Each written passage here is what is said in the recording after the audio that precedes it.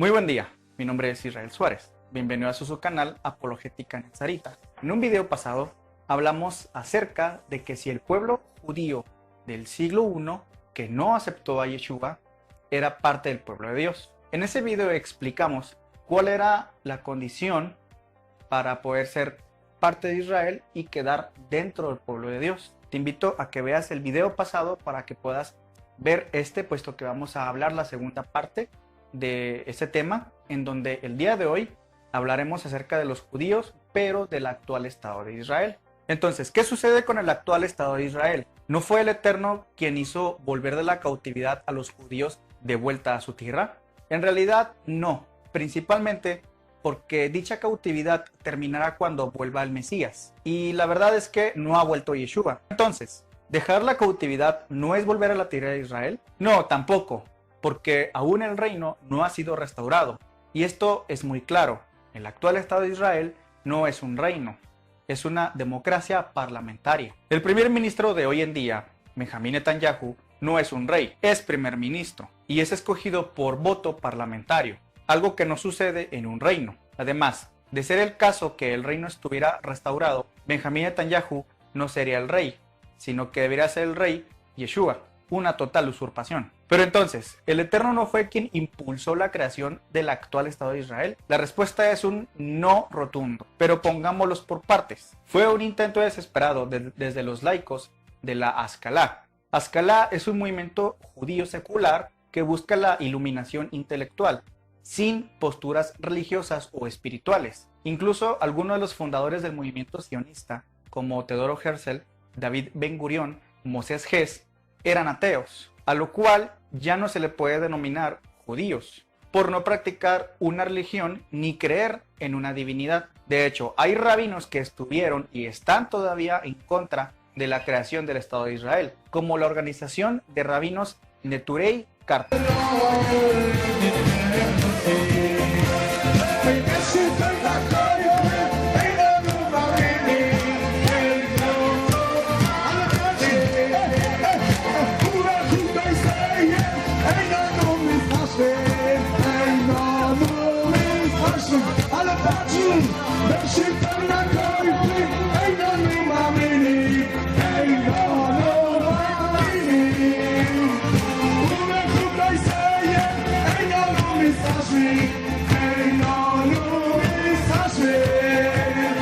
El Estado de Israel fue financiado por los Rothschild, una de las familias más corruptas y usureras de Europa. Fueron las promotoras de la creación del Estado de Israel.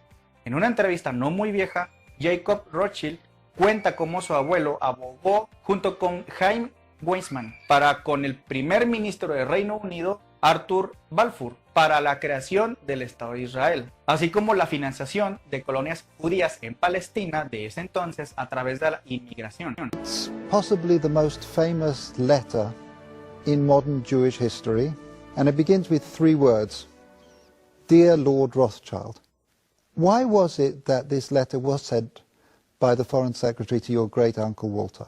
It's an interesting question because he was really interested in ornithology, although he became interested in Zionism. I think the reason was this, that it was primarily a movement from Eastern Europe. So they felt that the Rothschild family should be the one to whom it was addressed. And Walter was Lord Rothschild, and he was a Zionist. And those really are the background reasons. So Walter received the Balfour Declaration, and I have a copy here, and I wonder if I could possibly ask you to read it for us. Yes, indeed. Yeah. I'm going to put on my spectacles to make sure I read it accurately. His Majesty's government view with favour the establishment of Palestine as a national home for the Jewish people, and will use their best endeavours to facilitate the achievement of this object, it being clearly understood that nothing shall be done which may prejudice the civil and religious rights of existing non-Jewish communities in Palestine, or the rights and political status enjoyed by Jews in any other country. I should be grateful if you would bring this declaration to the knowledge of the Zionist Federation, yours, Arthur Balfour. And here it is, the Balfour Declaration. What do you feel when you see it here? I genuinely feel it's one of the most extraordinary moments in the history of the Jewish people. If you think it took 3,000 years to get to this. And of course the Rothschild family then as now filled two roles, because it wasn't just a leader of diaspora Jewry, it also played a very significant role in the early years of the establishment of the pioneer communities in Israel as well.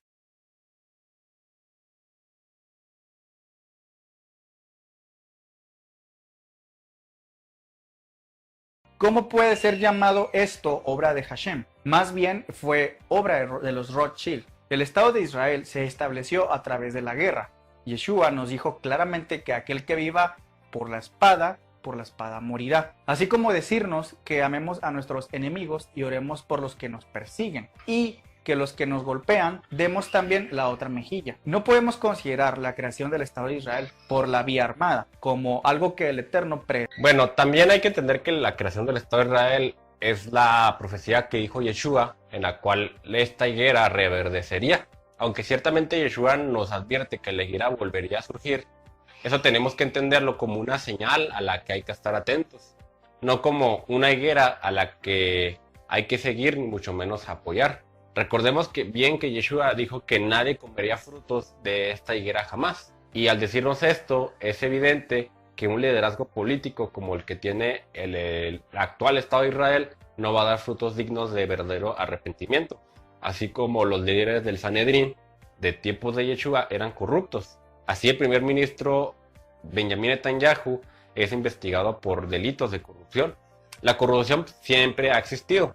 Y eso es algo inherente a la naturaleza de la caída del ser humano. ¿Es esto acaso un fruto digno de verdadero arrepentimiento? O sea, que el actual Estado de Israel sea corrupto. El Estado de Israel, a ser un gobierno no religioso, sino laico, que no reconoce a Yeshua, ni mucho menos demuestra una ética a la cual debamos o podamos imitar.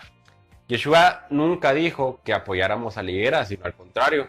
Le dijo a sus discípulos que cuando comenzara la guerra de Judea contra Roma, huyeran a los montes, cosa que les valió a los Nosrim, es decir, los nazarenos, la secta de los nazarenos de ese primer siglo que seguían a Yeshua, fueron considerados como traidores a la patria. Como la higuera no dio frutos, es decir, el liderazgo político y religioso del tiempo de Yeshua, es decir, el Sanedrín era muy corrupto, no reconoció a Yeshua como el Mesías y solo quería dinero y poder.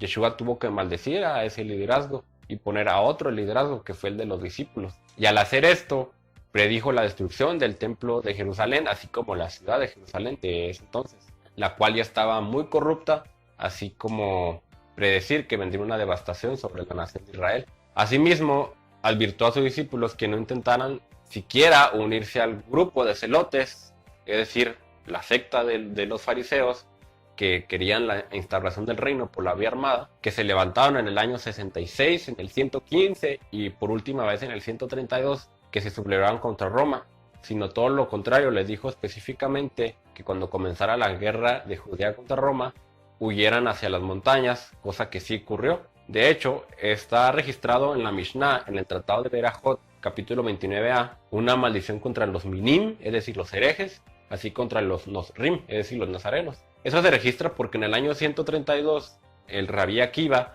declaró al celote Bar Kokhba como el Mesías, cosa que los nazarenos no aceptaron, puesto que el Mesías es Yeshua de Nazaret y había venido. Esta maldición fue encontrada en la Genizá del Cairo tiempo después, pero se registra cómo es que los fariseos de aquel entonces consideraron a los Norim como traidores a la patria por no apoyar esta guerra. Es un contrasentido histórico de que en el primer siglo los nazarenos, seguidores de Yeshua, no apoyaron la guerra de Judea contra Roma por órdenes mismas de Yeshua, y que ahora los nazarenos o mesiánicos sí apoyen la guerra de Israel contra los árabes y musulmanes, y más si esto va en contra la ética tan elevada que Yeshua nos enseñó, nuestro rabí de Nazaret, que es el amor a nuestro prójimo e incluso a nuestro enemigo. Justamente la diferencia entre los nazarenos y los celotes era que para la restauración del reino era el cómo. Es decir, los primeros, los nazarenos, era por la vía pacífica, a través de que llegara el Mesías y de manera poderosa lo instaurara, y los celotes que establecían el reino o la nación de Israel por la vía militar. Ahora bien, los que viven actualmente en el Estado de Israel son israelíes, no israelitas. Aunque su mayoría son judíos, también hay cristianos, católicos, musulmanes, rusos y hasta ateos. Pueden entonces también esos musulmanes y católicos, siendo israelíes, considerarse como pueblo de Dios por solamente tener la ciudadanía israelí. El problema se vuelve más complicado porque la ciudadanía que nos da el Eterno es en la Jerusalén celestial, no en la terrenal. Nuestra mirada no está en una tierra física actual, sino en una promesa que nos dará Yeshua el Mesías cuando vuelva, no en esos momentos. Por ejemplo, en Hebreos capítulo 11, el versículo 9 en adelante, dice lo siguiente: por fe habitó en la tierra prometida como en tierra ajena, es decir, está hablando de Abraham y Isaac y Jacob, coherederos de la misma promesa, porque esperaba la ciudad que tiene fundamentos, cuyo arquitecto y constructor es Elohim. Conforme a la fe murieron todos estos, no habiendo recibido las promesas, sino mirándolas de lejos, las creyeron y las saludaron, confesando así que son extranjeros y peregrinos sobre esta tierra, porque los que dicen estas cosas dan a entender que buscan una patria, y ciertamente se acordarán de aquella de donde salieron, hubieran tenido tiempo de regresar, pero anhelaban una mejor, esta es la celestial, por la cual Elohim no se avergüenza de ser llamado Elohim de ellos, pues les preparó una ciudad. La ciudadanía que tenemos es la del reino, aún no se instaura, no la de un país terrenal que perecerá. Somos israelitas, no israelíes. Si ese fuera el caso, ¿por qué el gobierno israelí no nos da la ciudadanía y nos hacemos israelíes? Fácil, porque para obtenerla tenemos que convertirnos al judaísmo ortodoxo, pero esto implica negar a Yeshua, o bien ser de madre judía, pero esto ya está fuera de nuestra capacidad. Además, los que viven en el actual Estado de Israel se ven a sí mismos como judíos, es decir, solo una tribu, la tribu de Judá. La redención que hará el Mesías son de todas las 12 tribus, incluidos nosotros los gentiles, que hemos sido injertados, cosa que no se ha cumplido, puesto que vivimos en nuestros respectivos países. La mayoría de los judíos no viven en Israel, sino en Estados Unidos. 11.8 millones de judíos, o que se hacen llamar de origen judío, viven en Estados Unidos, contra 8.9 millones de judíos que viven en el Estado de Israel. ¿Cómo podemos hablar del cese del exilio o de la aliyá del pueblo de Dios a la tierra de Israel? Los judíos que viven en el Estado de Israel no son racialmente judíos. Un tema que es importante a considerar es los judíos que viven en el Estado de Israel. No son biológicamente de sangre, sino la mayoría son hijos de conversos al judaísmo, o bien hijos de matrimonios mixtos. Por eso tenemos judíos rubios, de ojos azules, judíos pelirrojos, que son de los judíos askenazí. Estos judíos son descendientes de los házaros. El estudio publicado por el US National Institute of Health de Ariana Oppenheim, quien estudió en la Universidad Hebrea de Tel Aviv, dice que los judíos askenazí con cromosomas EU19 representan descendientes de los házaros, originalmente de la tribu turca de Asia Central, que se establecieron en el sur de Rusia y en el este de Ucrania, y que se convirtieron en masa al judaísmo en el siglo IX de la era actual. Algo que llegó a afirmar el historiador y sionista Arthur Koestler en su libro La 13ª tribu. Por otra parte, hay una mínima cantidad de judíos con fisionomía semita, que son los judíos sefardíes. Estos, en palabras de Paul Wexler, profesor de lingüística, en su célebre libro Orígenes no judíos de judíos sefardíes, afirma que los judíos que se sentaron en España, es decir, sefarad, en realidad son hijos de conversos, de bereberes, al judaísmo. Aunque también tenemos a los judíos mizrahi, que son los judíos que se asentaron en las partes de Yemen, Irak, Irán y parte de Jordania. También es muy probable que se hayan mezclado con naciones de alrededor, pese a que sí tienen fisionomía semita. Y también vemos a judíos de piel oscura, que son judíos falashas, que son africanos etíopes. Esto nos da una clara evidencia que la casa de Judá, luego de la destrucción de Jerusalén por manos de Roma, se dispersó entre las naciones, mezclándose entre ellas, incluyendo las conversiones durante estos últimos 2000 años. Cuando estaba el templo en pie, se tenía registro de todas las familias de Israel, es decir, sus genealogías. Cuando fue destruido, es evidente que ya no tenemos esos registros de las genealogías. Hace 2000 años sí podíamos hablar en términos nacionales de judío que tenía una descendencia de alguna tribu, es decir, las que sobrevivieron después de la división del reino, que eran los levitas, la tribu de Efraín y la tribu de Judá. Pero cuando desapareció el templo, el término recae de aquel que practica el judaísmo, porque también podemos hablar de gente que es conversa. Por ende, hoy en día quien se haya llamar judío es por formar parte de una religión, no por tener una nacionalidad. Aunque existiera el Estado de Israel, ahí las personas serían no judías, sino israelíes. ¿Qué pasa entonces con los judíos que viven en otro país que no sea el Estado de Israel? Es decir, tienen su nacionalidad de ese país, pero practican la religión judía sin ser israelíes. Además, aun cuando exista el actual Estado de Israel, dicha nacionalidad es ser israelí, no judío, porque ya vimos que se puede ser israelí siendo cristiano, católico, musulmán, druso o hasta ateo.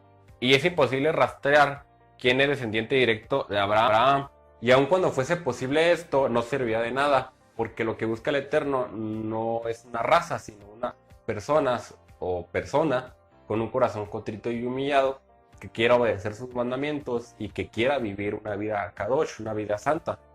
Recordemos que Israel nunca fue considerado una nación como una raza sola, sino como una multitud mixta de naciones, como nos dice Éxodo capítulo 12, versículo 38.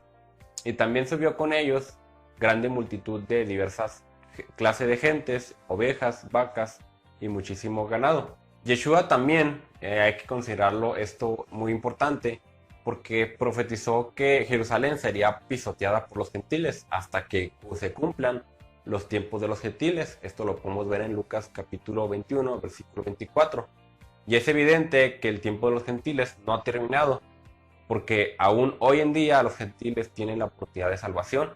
Ergo, Jerusalén sigue siendo pisoteada por los gentiles. ¿Qué nos da a entender esto? Que el gobierno israelí actual es gentil, está fuera de pacto, como la palabra gentil nos lo indica, y que son falsos judíos. Ahora, ¿y por qué digo que son falsos judíos? Porque lo dice Apocalipsis capítulo 3, versículo 9. Dice lo siguiente: He aquí entrego a algunos de la sinagoga de Satanás, de los que se dicen ser judíos y no lo son, sino que mienten. He aquí que constreñiré de tal modo que vendrán y se postrarán delante de tus pies y reconocerán que yo te he amado. Recordemos que la palabra judío en su origen etimológico significa aquel que adora al Eterno con una mano levantada. Ahora, ¿y por qué sabemos esto? Porque el apóstol Pablo, Shaul de Tarso, nos lo explica también en Romanos capítulo 2, versículo 28 al 29. Pues no es judío el que lo es exteriormente, ni es la circuncisión la que aparece exteriormente en la carne, sino que es judío el que lo es en lo interior, y la circuncisión es la del corazón por el Ruach, no por la letra, cuya aprobación no proviene de los hombres, sino de Elohim. Entonces, para concluir, ¿el actual judío que vive en el Estado de Israel es parte del pueblo del Eterno? La respuesta es un rotundo no, puesto que no cuenta ni siquiera con la fisionomía semita. Es decir, tú ve al actual judío, al que se dice judío, y es alto, rubio, güero, pelirrojo, ojos azules, ojo verde, que denota que no tiene ninguna raíz semita. En cambio, tú miras, por ejemplo, al árabe, el cual sí cuenta con la fisionomía semita, no muy alto, moreno, ojo oscuro, cabello oscuro. Eso es por parte de lo que es la fisionomía. Ahora, por parte de creencia o de fe, bueno, recordemos que en el actual Estado de Israel hay judíos que se inclinan por la fe ortodoxa religiosa y otros que son sionistas. Además del poco puñado de judíos que sí creen en Yeshua, pero que son muy mínimo el porcentaje. Entonces, por un lado, el religioso, el ortodoxo, no guarda Torah, sino que guarda el Talmud. Se puede decir que ellos tienen el síndrome del mormón, es decir, de guardar otros libros que no son la palabra. Y además de que hablan pestes acerca de Yeshua en el Talmud. Ya en un video hablaremos acerca de las citas talmúdicas que hablan acerca de Yeshua. Y por otro lado, el judío sionista, político, ateo, ni siquiera practica ninguna especie de religión que tenga que ver con el judaísmo. Entonces, por ende, no cree ni siquiera en el Eterno, mucho menos en Yeshua. Tú no creas que porque ves al primer ministro Benjamín Netanyahu hablando acerca de Jacob, Abraham, Isaac en algunas de sus conferencias políticas, quiere decir que él cree en el Eterno o que cree en Yeshua. Para nada. Él ni siquiera abre la Torá, mucho menos algo similar al Brit Hadashah. No creas tampoco que se la pasa orando al Eterno. Para nada. Es una persona totalmente atea que simplemente cuando se va a hacer mitin político, pues habla de los personajes históricos, bíblicos, pero solamente a manera de convención. בוקר טוב. אני מבקש לקרוא מספר בראשית, פרשת חיי שרה. וישמע אברהם אל חברון, וישקול אברהם לעפרון את הכסף אשר דיבר באוזני בני חת, 400 שקל כסף עובר לסוחר. ואחרי כן קבר אברהם את שרה אשתו אל מערת שדה המכפלה, על פני ממרא, היא חברון בארץ כנען. ויקום השדה והמערה אשר בו לאברהם לאחוזת קבר מאת בני חת. No estamos mandando al infierno al israelí que vive actualmente en el Estado de Israel. Simplemente decimos que ellos no son nada sin Yeshua. Son israelíes, pero no son israelitas. Y no son judíos, puesto que no cuentan con la fisionomía semita. Ahora, hay otra cuestión. Si ellos llegaran a arrepentirse, llegaran a aceptar a Yeshua como su Salvador y dejar atrás todo lo que tenga que ver con la religión del judaísmo, claro que podrían ser salvos. La puerta no está cerrada para ellos, ni para nadie. Sin embargo, ¿qué pasa con la promesa que dice que todo Israel será salvo? La cual está en Romanos capítulo 11 del versículo 25 al 26. Hay que entender algo. Cuando el versículo dice todo Israel será salvo, no se está refiriendo específicamente a un actual Estado de Israel, puesto que estaríamos cayendo en dispensacionalismo. El decir que todo Israel será salvo es porque está contando tanto a gentiles que se perdieron, que eran de la casa del norte, es decir, de la casa de Efraín, como a la casa de Judá, que también se puede decir que está perdida. En pocas palabras, recordemos en videos pasados que cuando Yeshua vino, él dijo, yo no vengo sino por las ovejas perdidas de la casa de Israel. Entonces, para que todo Israel sea salvo, no se está refiriendo al actual israelí, sino al conjunto de israelitas naturales y de ex gentiles que ahora creemos en Yeshua, unidos conforman lo que es Israel. Imagínate esto, que un día todo Israel será salvo y estén enfrente del Eterno. Estoy hablando tanto de israelitas naturales como ex gentiles de todas las épocas de la historia. Es ahí cuando cuadra entonces, cuando también Pablo habla acerca de la plenitud de los gentiles. Hay que entender esto. Cuando dice todo Israel será salvo, incluye tanto a israelitas naturales como a gentiles que se injertan a Israel. Sin embargo, ¿qué sucede con Zacarías capítulo 12? Donde habla acerca de que llorarán cuando verán al que traspasaron. Hay grupos que dicen que ese versículo habla de que cuando venga el Mesías, Yeshua, los actuales judíos de manera mágica se convertirán a Yeshua. Bueno, es que hay que ver que ese versículo de Zacarías 12 está hablando de lo que sucedió, lo que Juan registra después de la muerte de Yeshua. Registra que hubo truenos, que se oscureció el día y que las personas que crucificaron a Yeshua, que estuvieron ahí en el momento de su muerte, lloraron y después dijeron, ¿qué hemos hecho? Ahí fue cuando ya se dieron cuenta del que traspasaron. Esto se encuentra en Juan capítulo 19, versículo de 35 en adelante, el cual dice lo siguiente: y el que ha visto ha dado testimonio, y su testimonio es verdadero, y el que sabe que dice la verdad, para que vosotros también creáis. Porque estas cosas sucedieron para que se cumpla la escritura. No será quebrado hueso suyo. Y además otra escritura dice, mirarán al que traspasaron. En ese versículo está claro que Juan está citando Zacarías 12. Entonces, está totalmente refutada esa idea dispensacionalista, pro-sionista, en la que dicen, cuando venga el Mesías Yeshua, los judíos ortodoxos y el sionista, que son rebeldes y que hablan pestes de Yeshua, así mágicamente van a creer. Este video da para más. En futuros videos vamos a grabar uno que hable acerca de cuál debe de ser la postura de un creyente en Yeshua ante la política sionista. Si te gustó este video, compártelo y suscríbete.